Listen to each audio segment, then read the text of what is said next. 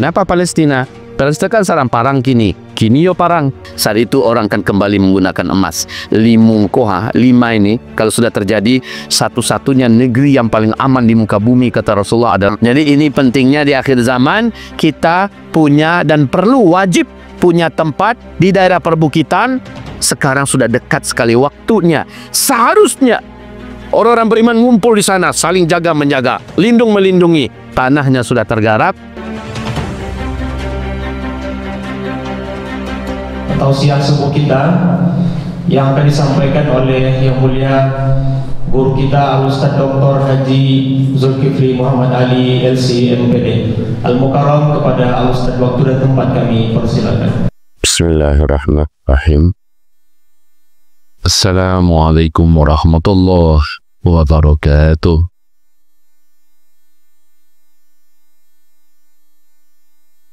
Masyiral muslimin, semoga Allah menerima amal ibadah salat subuh berjamaah kita barusan ini. Zikir kita, doa kita semoga diijabah oleh Allah. Amin ya rabbana ya rabbal alamin. Bapak-bapak, ibu-ibu, pertama sekali kita mengucapkan kalimat pujian dan syukur untuk Allah yang memberikan kepada kita nikmat hidup, nikmat iman, dan nikmat taufik beramal soleh. Kita sampaikan kalimat yang diajarkan Nabi, Bapak Ibu. Alhamdulillah bi ni'matihi tatimmus sholihah. Kata Rasulullah, siapa yang mengucapkan ini satu kali saja minimal satu hari, Allah anggap satu hari itu dia sudah bersyukur kepada Allah. Mari kita coba lagi Bapak Ibu, kita ucap lagi. Alhamdulillah bi ni'matihi tatimmus sholihah. Coba Bapak Ibu tanpa saya, silakan.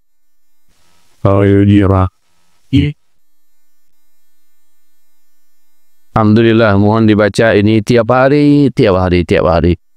Minimal sekali saja, apalagi lebih banyak. Maka kita akan disebut asyakur, ya, seseorang yang sangat bersyukur kepada Allah Subhanahu wa ta'ala. Jangan lupa Bapak Ibu. Kemudian salawat dan juga salam kita sebagai umat yang berbudi, umat yang berterima kasih, umat yang merindukan kekasih Allah dan kekasih kita bersama, Habibina Sayyidina Muhammad Rasulullah Sallallahu Alaihi Wasallam. Allahumma salli ala hadan nabi wa ala alihi wa sahbihi wa man tabi'ahu bi ihsan ila yaumiddin, amma ba'du.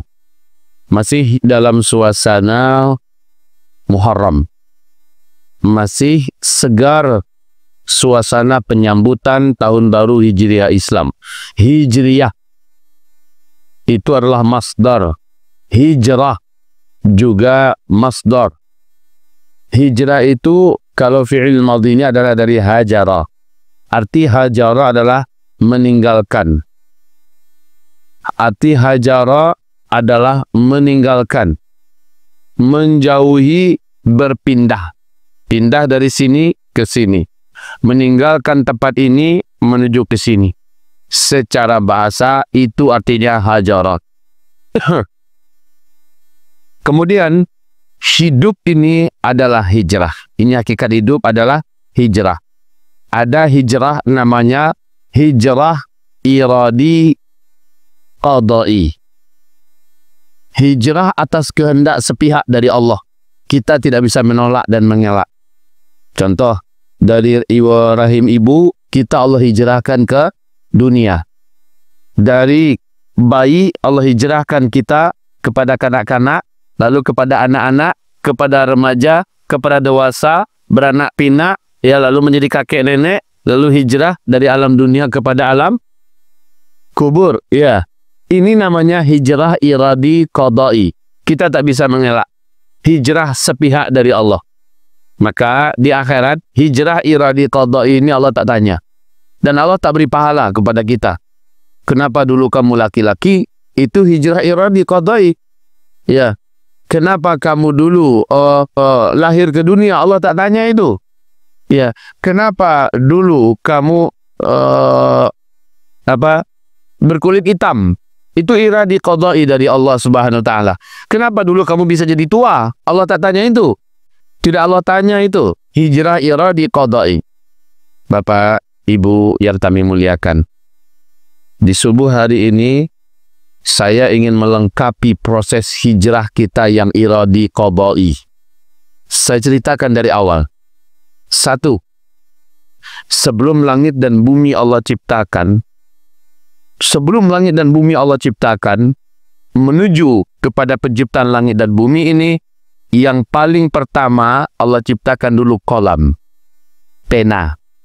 Tapi haram kita membayangkan wujud pena seperti pena yang ada di kita. Tintanya seperti apa, bentuk penanya seperti apa, kita serahkan saja kepada Allah Subhanahu wa taala. Lalu setelah itu Allah ciptakan Al-Lauhul Mahfuz. Al-Lauhul Mahfuz ini adalah tempat catatan yang maha luas dan maha lengkap, bisa dicatat segala-galanya di dalamnya. Maka pena dengan kehendak Allah disuruh, tulislah. Semua kehendak Allah terkait apa yang nanti akan ada dan akan tercipta sampai kiamat, sampai surga dan neraka, sampai siapa yang di dalam surga, siapa di dalam neraka, pena bergerak langsung menulis dengan sempurna. Tidak ada yang terluput, tidak ada yang terlewat. Masya Allah. Makanya Allah bersumpah ya, Nun wal qalami wa ma yasturun. Surat Al-Qalam itu. Pena. Nun wal qalami wa ma yasturun. Dan ternyata pena itu yasturun, menulis dia di Lauh Mahfuz. 50.000 tahun sebelum Allah menciptakan apa saja, pena sudah menulis di atas Lauh Mahfuz. Maka selesai. Setelah selesai, barulah Allah menciptakan langit dan Allah menciptakan bumi. Allah menciptakan surga, Allah menciptakan neraka, dan Allah menciptakan para malaikat. Setelah itu, Allah menciptakan ruh. Nah, ruh saat itu masih disebut di alam azali.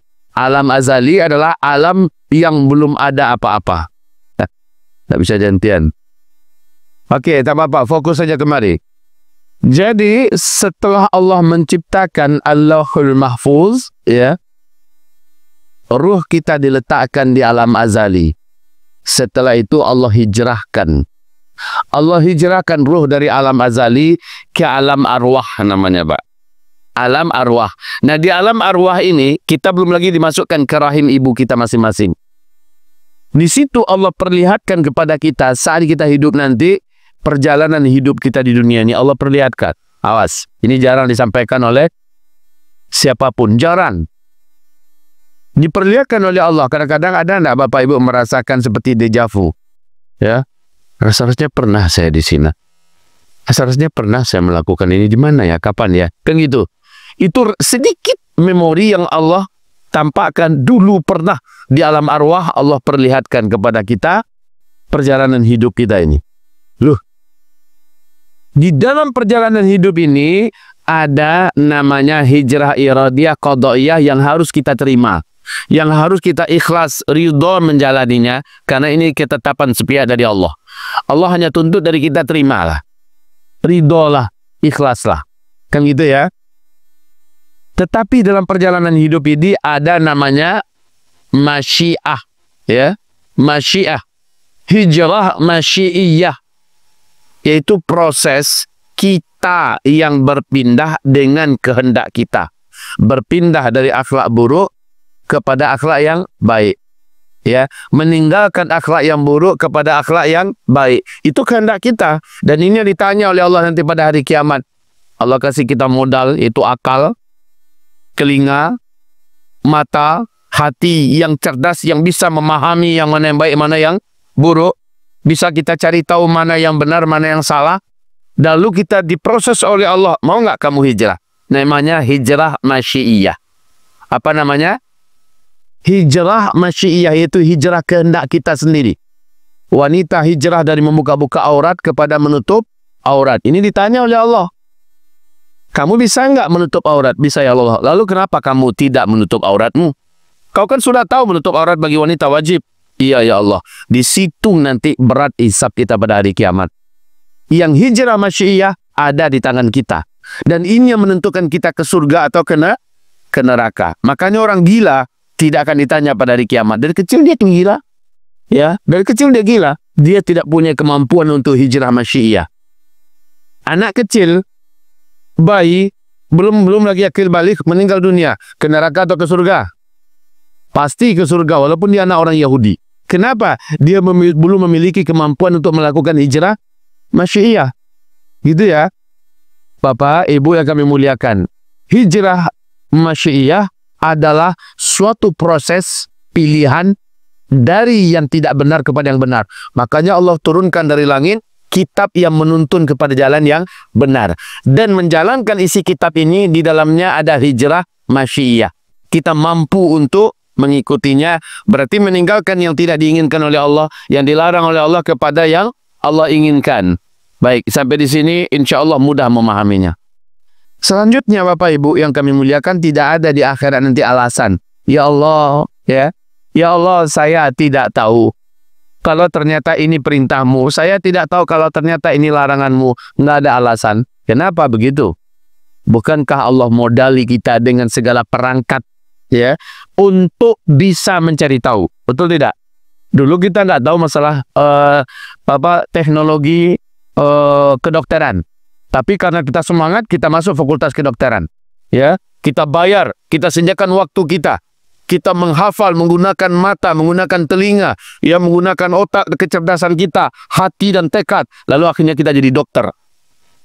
Kok sesuatu yang tidak ada hubungannya kita ke surga atau ke neraka, kita bisa gunakan semuanya untuk mencari tahu. Malah pakai bayar lagi. Kenapa untuk mencari tahu isi Al-Quran 30 juz, kita mengatakan tak punya waktu?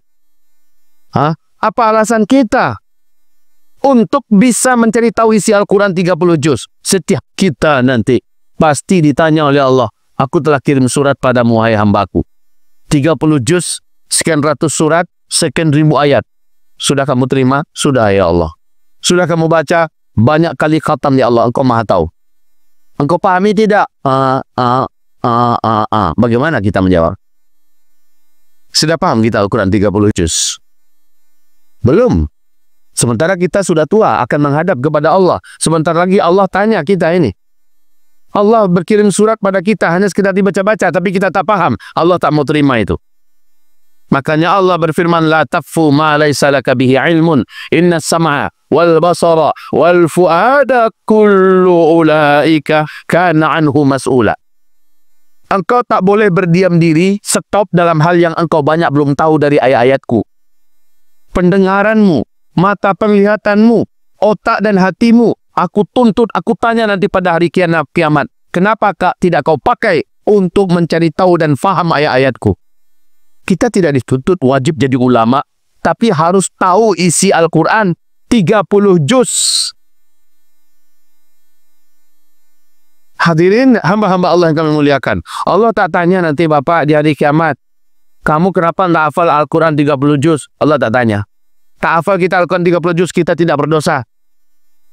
Ya, hanya beberapa surat pendek saja hafal, kita tidak berdosa. Kalau kita menghafal, berpahala banyak. Tapi kalau kita tidak tahu isi Al-Quran, ayat ini apa maksudnya, ayat ini apa maksudnya, demi Allah, kita berdosa. Ini hijrah masyiah.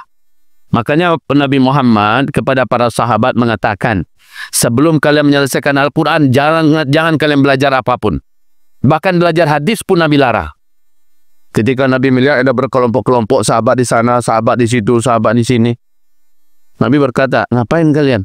Kami saling menukar hafalan hadis-hadismu ya Rasulullah. Dan kami mencatat. Dia yang pandai menulis di antara kami mencatat hadis-hadismu agar nggak hilang nanti. Kata Rasulullah, Al-Quran masih dalam proses turun. Kalian sudah berani mempelajari, menyibukkan diri selain daripada Al-Quran? Enggak, kata Rasulullah. Tinggalkan aktivitas ini. Jangan kamu sibuk dengan hadis. Fokus dengan Al-Quran. Al-Quran masih proses turun. Nanti bercampur antara Al-Quran dengan hadis. Fokus kalian dengan Al-Quran. 23 tahun lamanya Nabi melarang seluruh sahabat nggak boleh belajar hadis. Ini kalau zaman sekarang, al-numadi male lah hadis dulu disibuk-sibukkan diri. Al-Quran sudah selesai lah sibuk belajar hadis. Artinya baca kak sini, baca kak situ. Kelahir di sini, kelahir di sana. Bid'ah hadis itu, bid'ah di sini. Nah, iya itu Pak. Kenapa? Sudah salah. Harusnya Al-Quran dulu. Umar bin Khattab membaca lembaran-lembaran Taurat setelah dia masuk Islam nih. Nabi bertanya, Umar sedang apa itu? Karena Nabi baca, Nabi tidak tahu Umar lagi baca apa. Lalu Umar berkata, Innahal suhufu Taurah ya Rasulullah. Ini adalah lembaran Taurat. Saya ingin baca aja, pengen tahu aja ya Rasulullah. Kata Rasulullah, Umar, kalau Musa sekarang hidup, Musa akan menjadi salah seorang di antara pengikut saya, murid saya. Bahkan dia akan menjadi tukang bawa terompah saya. Yang saya bawa Al-Quran lebih agung, lebih sempurna, lebih tinggi daripada Taurat. Tinggalkan baca itu, wahai Umar. Fokus engkau dengan Al-Quran. Sampai kayak gitu, Pak. Jadi belajar Al-Quran ini hijrah masyi. Iya. Kenapa kita bisa belajar bahasa Inggris? Kenapa kita bisa belajar tentang arsitek pembangunan? Kita bisa belajar ilmu itu, ilmu ini, ilmu itu, ilmu ini yang nggak wajib. Kita sediakan waktu kita sediakan umur kita sediakan harta kita sediakan kemampuan kita untuk mempelajari yang nggak wajib, yang tidak akan menentukan surga atau nerakanya kita. Tapi yang wajib fardu ain tidak kita pakai, tidak kita sediakan umur kita untuk mempelajarinya, tidak kita sediakan harta kita untuk mempelajarinya. Maka hadirin yang saya lihat dari Sabang sampai Merauke, orang sibuk dengan tahfiz Quran, tahfiz Quran, tahfiz Quran. Nggak salah itu tahfiz Quran, bagus. Tapi masalahnya ternyata tahfiz Quran ini di akhirat bukan menjadi penentu seseorang selamat dari neraka. Tidak terkira banyaknya para hafiz-hafiz, maaf, seperti sahabat-sahabat Nabi. Nah, sahabat Nabi tidak fokus di tahfiz, Pak. Sahabat-sahabat Nabi fokus di memahami Al-Quran, mengilmui Al-Quran untuk diamalkan. Ini fokusnya para sahabat. Jadi sahabat-sahabat Nabi itu tidak sibuk menghafal. Seperti pernyataan Abdullah ibnu Mas'ud, kami belajar Al-Quran 10 ayat. Kami selami, kami dalami sampai benar-benar kami paham. Setelah kami paham, kami berlomba-lomba mengamalkannya. Manakala kami sudah selesai mengamalkan yang 10 ayat itu, kami ambil 10 ayat yang baru. Kami selami lagi, kami dalami lagi, sampai kami benar-benar paham, lalu kami berlomba-lomba mengamalkannya. Allah memudahkan kami mempelajari dan memahami Al-Quran. Dan Allah tolong kami mengamalkannya. Tapi sedikit di antara kami yang sanggup menghafalnya. Sedikit di antara kami yang sanggup menghafalnya. Nggak sampai 20% sahabat-sahabat Nabi yang hafal Quran itu nggak sampai. 114.000 jumlah sahabat Nabi saat Nabi meninggal dunia, itu tidak sampai 20.000 orang yang hafiz Quran. Nggak sampai, Pak. Karena target asli daripada Al-Quran turunkan bukan untuk dihafal, tapi untuk difahami. Siapapun sahabat pasti tahu, walaupun dia buta huruf, dia tahu ayat ini maksudnya ini. Cara Nabi mengamalkannya begini. Ayat ini turunnya di situ, kemudian ayat ini dijelaskan oleh ayat berikutnya, segala macamnya. Hadirin, kita mau mati ini. Hijrah iradiyah qadaiyah sebentar lagi akan kita alami. Proses kita hijrah meninggalkan alam dunia ke alam kubur atau alam barzakh tak lama lagi. Bapak sudah 60 tahun, iya Pak, lah 60 Pak. Allahu Akbar. 75. Masya Allah. Elok, alhamdulillah. Baik eloknya. 70, tapi seperti 60 bro. Masya Allah. Baik Bapak Ibu, tapi lah dake nak tu Pak. Alah ya. Alah dake.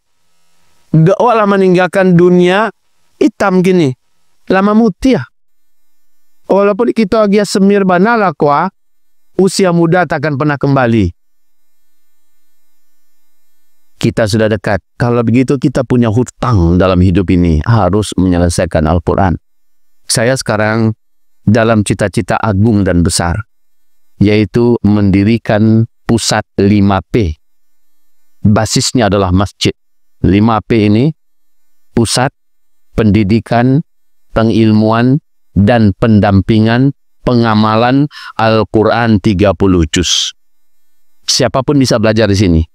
Orang pensiunan pun bisa belajar.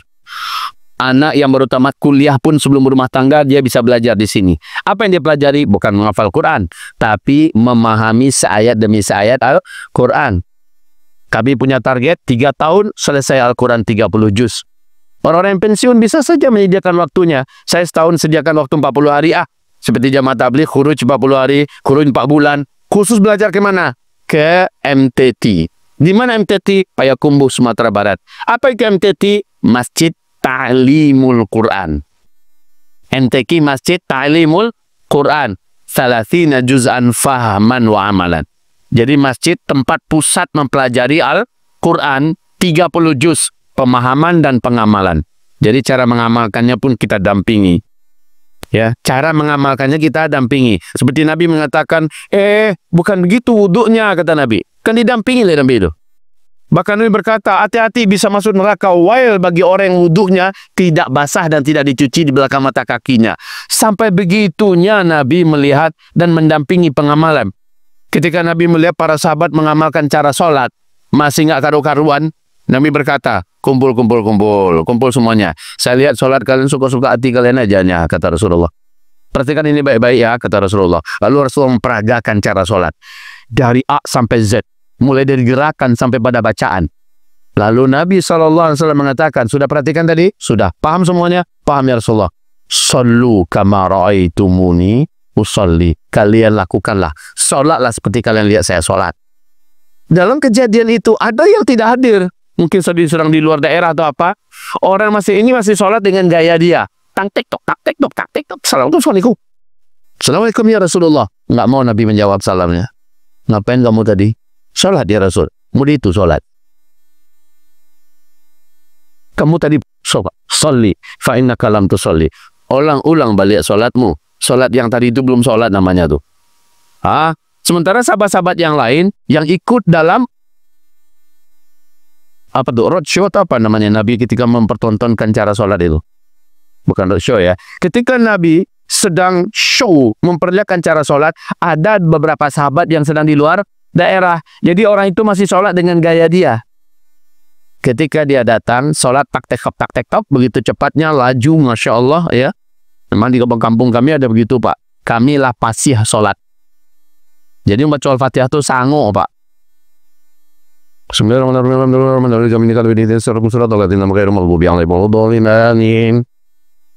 Sangu, putus. Mana mu? Kalau kita tegur, kalian kita itu yang itu, kalian perlu belajar nan sangu mereka tuh tanulah duduk sembahyangnya. Inna lillahi wa inna ilaihi rajiun. Salli fa innaka lam tusalli. Jadi sekali lagi kita kembali, Nabi betul-betul mendampingi para sahabat dalam mengamalkan Al-Quran. Nah, santri-santri di pondok-pondok pesantren, kelemahan mereka di sini. Evaluasi panjang saya Pak, 17 tahun mengelola pondok pesantren tahfizul Quran. Evaluasi saya adalah banyak para hafiz-hafiz lemah. Hafal Quran 30 juz, lemah. Apanya yang lemah? Mentalnya lemah. Kepribadiannya lemah. Ilmunya lemah. Karena yang dia tahu cuma menghafal. Dia tak tahu apa yang dia hafal itu. Mirip burung beo. Akidahnya rapuh. Setiap tahun kami mengeluarkan para hafiz-hafiz Quran. Tapi akidahnya rapuh. Begitu mudah diwarnai. Kenapa begitu? Syarat menghafal Quran 30 juz, nggak boleh belajar yang lain supaya tidak pecah-pecah konsentrasinya. Awal-awal ke Ciambu, iya itu betul itu Al-Quran dulu, fokus Quran dulu. Tapi yang fokus Quran itu untuk mengilmui isinya, bukan menghafal. Kalau menghafal, dia tidak dapat isi apa-apa, tak dapat ilmu apa-apa. Sementara syarat menghafal Quran nggak boleh belajar yang lain. Maka berlalulah waktunya, tamat 3 SMA, ya. Kemudian dia keluar. Bahasa Arabnya lemah, betul, akidahnya lemah, ilmu sejarahnya lemah, fikihnya lemah, akhlaknya rapuh, segala macamnya, keluar dalam keadaan gamang. Pada akhirnya kami juga banyak melihat, bukan hanya di pesantren kita, tapi kami evaluasi dari Sabang, Banda Aceh, sampai seterusnya Medan, seluruh Riau, kita masuk beberapa daerah yang berhasil kita masuki. Keluhan sekolah-sekolah tahfiz Quran, orang-orang tua yang punya anak hafiz sama. Anak kami ibadahnya menyedihkan padahal hafiz Quran. Anak kami akhlaknya tidak mencerminkan akhlak penghafal Quran. Anak kami benar-benar lemah kepribadiannya mudah betul terpengaruh ya. Dan dia, seluruhnya ini Bapak Ibu maaf menegaskan bahwa sebenarnya Al-Quran diturunkan untuk diamalkan, bukan untuk dihafal. Jadi kalau mau menghafal, rancak, elok, boleh setelah dia mengilmui Al-Quran. Nabi kalau dalam proses sejarah ya kita lihat, mengajarkan menghafal itu sebelum umur 12 tahun. Dari usia 5 tahun rancak bana itu. Bagus sekali menghafal, rancak hafalannya. Karena dia diajak memahami juga belum akan paham. Tapi suruh menghafal dulu. Sehingga kita bacalah sejarah para sahabat ulama-ulama yang dari junior mereka, belum lagi umur 10 tahun sudah hafiz Quran semuanya. Tapi kalau sudah usia 12 atau 13 tahun ke atas sampai 18 tahun, bukan usia menghafal Al-Quran, tapi usia memberikan doktrin keilmuan isi Al-Quran. Kalau dia belum hafal, nantilah dulu. Ketika dia sudah menghafal Al-Quran, bahasa Inggrisnya juga bagus, matematikanya oke, ya, ilmu komputer semacamnya, lah masuk usia 9 balik, silahkan dia memilih mau menghafal Quran atau tidak. Itu sudah dengan kesadarannya sendiri. Sudah sementara dia sudah memiliki benteng. Dia sudah memiliki ilmu. Dia sudah memiliki kepribadian. Coba lihat Bapak Ibu. Sahabat-sahabat Nabi, rata-rata yang didapati oleh Nabi di usia segini, di usia segini Nabi waktu hijrah ke Madinah, usia kecil ini paling-paling usianya 7 tahun, 8 tahun ini nah. Belum lagi usia 19 tahun, mereka sudah menjadi tokoh semuanya, Pak. Sudah menjadi tokoh. Bahkan Usama bin Zaid diperintahkan Nabi pimpin pasukan. Ribuan pasukan dipimpin ke bukan Spanyol, ke menaklukkan dunia sebelah timur yang dipimpin ketika itu oleh Persia. Yang dipimpinnya adalah ribuan para sahabat-sahabat senior. Umur sang panglima perang Usama bin Zaid baru 19 tahun. Sahabat-sahabat Nabi yang junior-junior, Abdullah bin Abbas, Anas bin Malik, bermunculan menjadi manusia hebat sebelum usia 19 tahun. Sebelum 19 tahun. Tapi para sahabat-sahabat yang lah usia-usia kita, ditemui oleh Rasulullah ketika beliau hijrah, seluruh sahabat ini di-upgrade. Ketika mereka paham Al-Quran 30 juz, mereka mengamalkan Al-Quran 30 juz, seluruh sahabat menjadi manusia-manusia hebat setelah Nabi meninggal dunia. Jadi alun talek le Pak, alun talambek le, walaupun usia kita 40, 50, 60, belum terlambat untuk mengilmui isi Al-Quran, belum terlambat. Karena Allah dalam surah Al-Qamar berulang-ulang mengatakan walaqad yassarnal Qur'ana lidzikri fahal min muddakir. Sungguh benar-benar kami mudahkan Al-Quran untuk dipelajari. Ada enggak yang mau sungguh-sungguh mempelajarinya? Kalau mempelajari, itu enggak tergantung kepada kekuatan menghafal. Kalau menghafal memang tergantung kepada kekuatan menghafal. Orang yang lah banyak isi kepalanya kok masalah, baca bawa kalau lama mapanya kok. Masalah sen sakana tadi. Masalah jo laki, masalah jo bini, masalah jo anak, masalah jo cucu, masalah jo tetangga, masalah jo pengurus musaji, masalah jo kawan-kawan usaha, segala macamnya. Banyak lah pengana. Kalau menghafal, dua orang yang memang siapnya. Tapi kalau untuk mengilmui, memahami, semua kita dijamin oleh Allah. Kami tolong kamu dalam memahami Al-Quran. Dan kami tolong kamu dalam mengamalkannya bagi yang mau. Bagi yang mau, Allah akan tolong kita dalam mengamalkan. Baik, Bapak, Ibu, hamba-hamba Allah yang kami muliakan. Kita kembali. Ada hijrah masyiiyah. Kehendak kita sendiri untuk meninggalkan yang Allah larang kepada yang Allah perintah. Disinilah Nabi bersabda, Al-muhajiru man hajara manahallahu an. Orang yang disebut dengan hijrah itu, muhajir itu adalah orang yang meninggalkan apa-apa saja yang Allah larang dan berpindah menuju kepada apa-apa yang Allah perintahkan. Itu muhajir namanya. Namanya hijrah masyiiyah. Selama ini anak bapak kerja di bank konvensional, di koperasi jahiliyah konvensional, asuransi jahiliyah konvensional. Setelah tahu ini haram, ini adalah riba, dia lakukan hijrah masyiiyah, berpindah kepada bank-bank Islami, ya, kepada BMT, kepada lembaga-lembaga keuangan syariah dan sebagainya. Ini namanya hijrah masyiiyah. Hijrah masyiiyah ini ditanya nanti oleh Allah pada hari kiamat. Kalau hijrah yang pertama tadi hijrah apa namanya Pak? hijrah iradiyah qadaiyah. Hijrah ketetapan sepihak dari Allah memindahkan kita dari satu dimensi kepada dimensi, dari proses umur kepada umur, ya, dari alam azali kepada alam arwah, kepada alam rahim, lalu alam dunia, alam barzakh, kemudian alam alam azali, alam fana, lalu setelah itu alam padang mahsyar, lalu alam akhirat, surga atau neraka. Itu tak Allah tanya, yang Allah tanya hijrah masyiah. Baik Bapak Ibu, sedikit yang kita sampaikan di pagi hari ini, ada satu penekanan penting pada kita semua, ya. Hijrah masyiah, hijrah iradiyah qadaiyah sedang berjalan. Sebentar lagi kita akan dihijrahkan lagi oleh Allah kepada alam berikutnya, dan itu tidak bisa kita elak. Kita hanya ikhlas, ridho menerimanya, ya. Tapi ada hijrah masyiah, sekarang pun masih bisa. Hijrah masyiah sekarang pun masih bisa selesai. Ada hijrah makaniyah.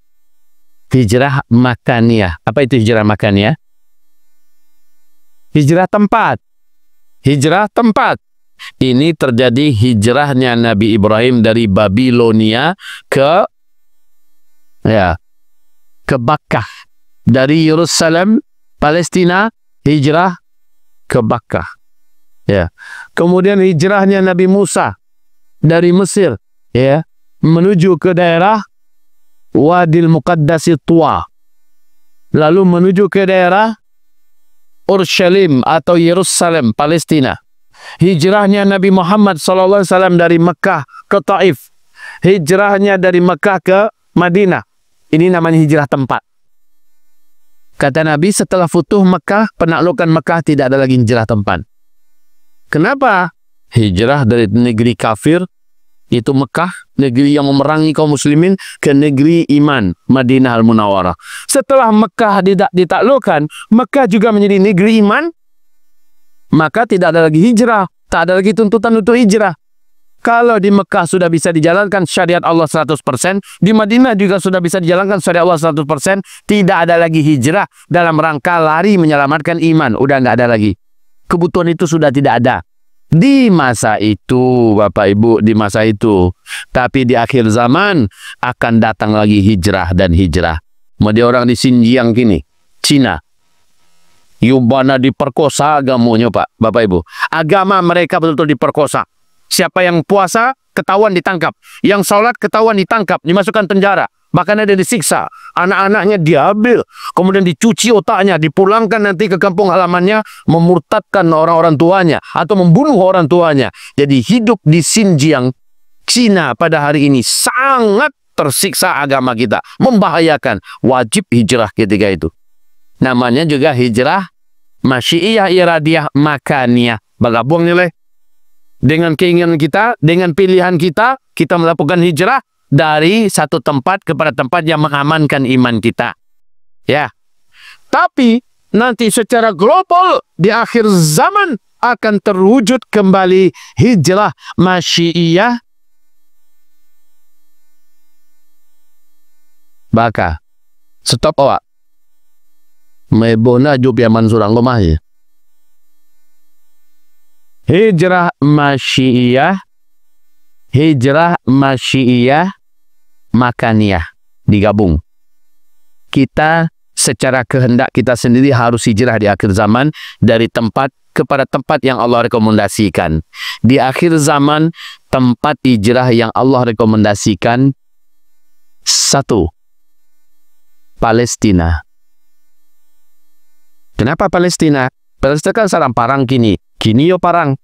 Tapi ketika seluruh dunia serentak 5 kejadian ini terjadi, catat ini Bapak Ibu, Perang Dunia Ketiga, krisis pangan seluruh dunia, gempa bencana besar terjadi serentak di berbagai negara, banyak kematian, kemudian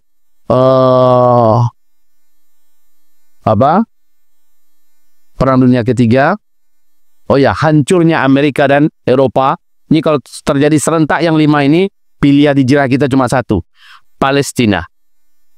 Saya ulangi ya, hancurnya dulu Amerika dan Eropa, dan sekarang gejala itu sudah semakin besar dan nyata ya. Yang kedua, terjadinya perang dunia ketiga. Yang ketiga, terjadinya krisis, kelangkaan pangan, ya, pakan. Yang kelima, terjadinya bencana-bencana besar, hampir merata di seluruh dunia. Dan yang kelima, Allahumma sholli ala Sayyidina Muhammad. Yang kelima, ekonomi global hancur. Piti nak baragu lepa. Karate-karate akan menjadi berserak, piti-piti karate, piti-piti kertas berserakan di pinggir jalan, kata Rasulullah, dipermainkan oleh anak kecil seperti daun-daun menguning yang tidak bernilai. Saat itu orang akan kembali menggunakan emas. Lima ini, kalau sudah terjadi, satu-satunya negeri yang paling aman di muka bumi, kata Rasulullah, adalah Palestina. Gitu. Ini namanya hijrah makanya. Jangankan Indonesia, Madinah yang terkenal aman dan nyaman saja, kata Rasulullah, chaos dan berdarah-darah pada masa itu. Umranul Maqdis kharabu Yathrib. Ketika Baitul Maqdis kembali setelah digaungkan khilafah Islamiyah berdiri di Palestina, semua kekuatan Islam, para mujahidin terbaik, orang yang beriman terbaik bersatu di Palestina dan bergabung di Palestina. Saat itu Madinah sedang berdarah-darah, kacau. Makkah sedang berdarah-darah, kacau. Dunia sedang berdarah-darah, kacau. Negeri yang paling aman adalah Palestina. Saya dengan izin dan nikmat Allah semata dalam setahun 3 kali ke Palestina, Pak, ke Masjidil Aqsa, bawa rombongan jamaah. Waktu Isra Mi'raj, ini menapak tilasi Isra Mi'raj Nabi Muhammad minal Masjidil Haram ilal Masjidil Aqsa. Kita bawa jamaah. Tahun yang lalu 235 jamaah. Masya Allah, ya. Kemudian Februari kemarin bawa 89 orang jamaah. Waktu Idul Adha kemarin bawa 56 jamaah. Nah, ini dengan izin Allah tanggal 26 Desember nanti berangkat lagi Masjidil Haram, Masjid Nabawi, dan Baitul Maqdis. Kita bawa jamaah terus. Kalau ada Bapak Ibu yang mau berangkat bareng, ayo kita sama-sama.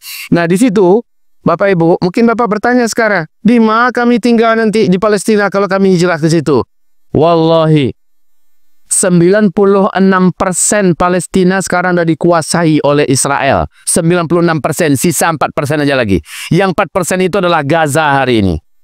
Sebelumnya Ramallah, Hebron, ya, Jericho. Ini yang masih bertahan, tapi sekarang udah tumbang semua, Pak.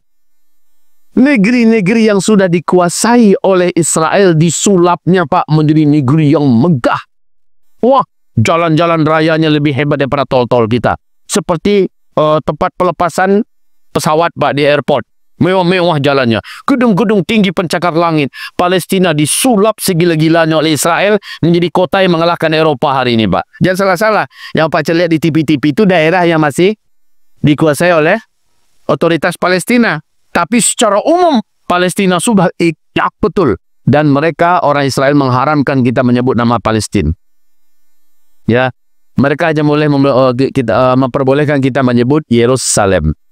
Kalau kita sebut Palestina, Mabudino. Coba saya lihat di peta-peta baru sekarang tidak ada lagi Palestina, Pak. Yang ada hanyalah Yerusalem, Israel. Itu yang ada sekarang. Baik, hamba-hamba Allah yang kami muliakan. Awal-awal saya dulu bertanya-tanya, kalau kita hijrah kemari, kita tinggal di mana? Daerah-daerah yang dimiliki oleh orang Islam kecil-kecil begini, sempit-sempit, rumahnya ketek-ketek, kotanya kumuh-kumuh.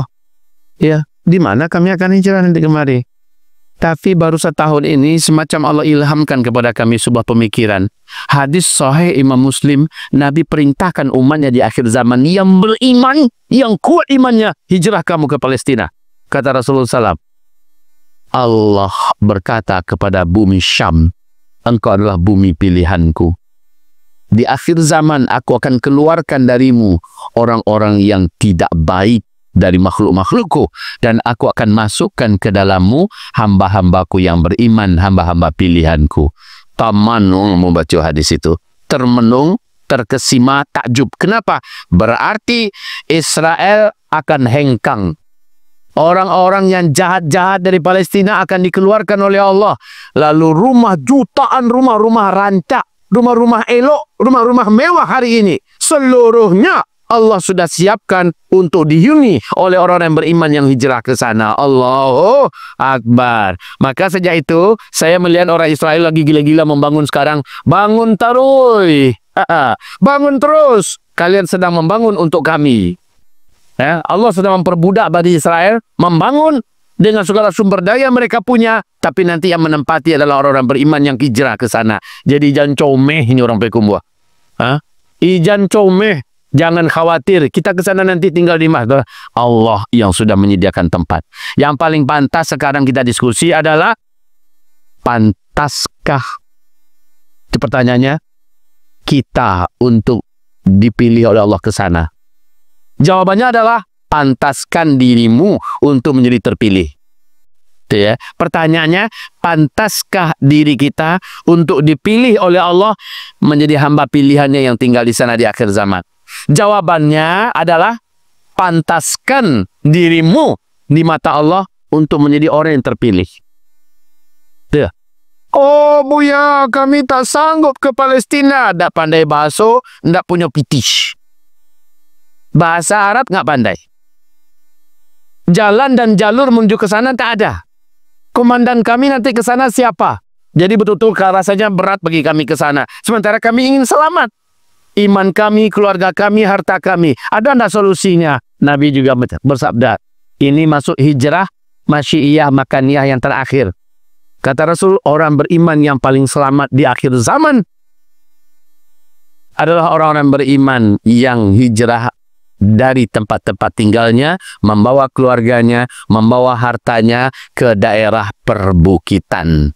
Mereka membentuk komunitas di sana. Mereka bercocok tanam di sana. Mereka beternak di sana. Ketika dunia kacau, rezeki mereka melimpah. Ketika dunia kelaparan, bahan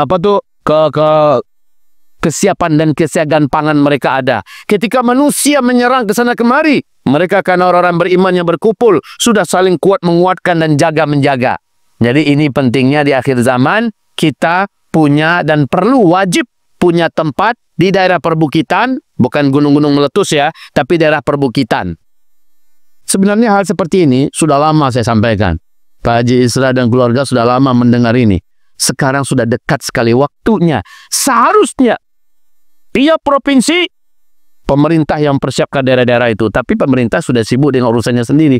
Seharusnya orang-orang kaya yang mempersiapkan tempat ini, tetapi orang-orang kaya banyak nggak mau dengar. Ya, seharusnya ini minimal pemerintah kabupaten yang mempersiapkan di mana daerahnya tiap provinsi. Karena saya anggap ini sesuatu yang sulit untuk direalisasikan. Yolah, nggak mau orang awak malah. Kami sudah memulainya. Pondok pesantren kita, daerah perbukitan, di pinggang Bukit Barisan, Lipayakumbuh, Kabupaten 50 Kota. Lalu mempersiapkan itu. Siapa yang ingin hijrah ke sana, hijrah ke situ. Sudah ada beberapa yang dari Jakarta, dari Jambi, di mana sudah membuat rumah mereka di sana. Sebenarnya di Riau apa tak ada? Ada, buat sendiri. Kalau terlalu jauh ke Sumatera Barat, buat sendiri. Tapi komunitas Pak, orang-orang soleh, orang beriman. Dan digarap tanahnya. Digarap, biar tumbuh tanam-tanaman. Tumbuh padi-padian. Tumbuh biji-bijian. Dan diolah lokasinya supaya ada peternakan. Sapi, kambing, bebek, ayam, segala macamnya. Persiapkan. Dan itu adalah keguguran muslim. Sebelum kita hijrah ke sana, biarkan pondok pesantren yang menikmatinya. Biarkan pesantren yang menikmatinya. Tapi kita chaos dunia terjadi. Kita sudah tahu, kita sudah punya tempat. Orang-orang beriman ngumpul di sana, saling jaga-menjaga, lindung-melindungi.